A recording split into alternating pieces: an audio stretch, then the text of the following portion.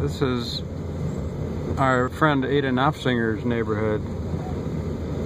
Some of these still have walls and roofs, but at the end of her block, they're all gone.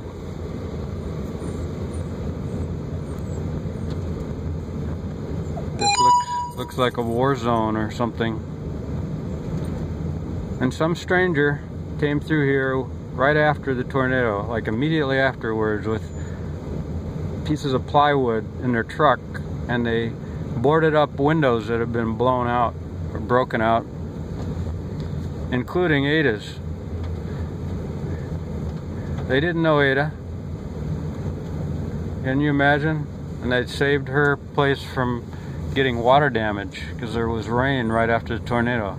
This is Ada's, and her son Gary put a new roof on, put a new window in that was busted out, and helped her move back in.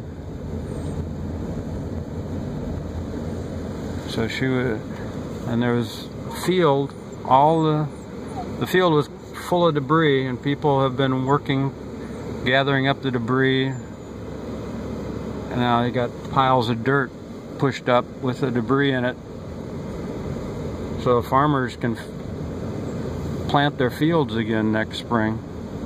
Did they already harvested everything? Or is it still stuff up?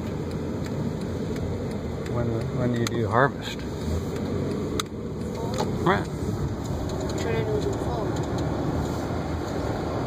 There's a, leaving town on the north side, there's 2 farmhouses totally destroyed. Now that one's leveled. See the trees? And across the street, the first floor walls are there. Only 2 people died. To see this, it's amazing. I can't believe only 2 people died. Over 1,000 homes. And right there, a church full of people. It went right between that church and another one.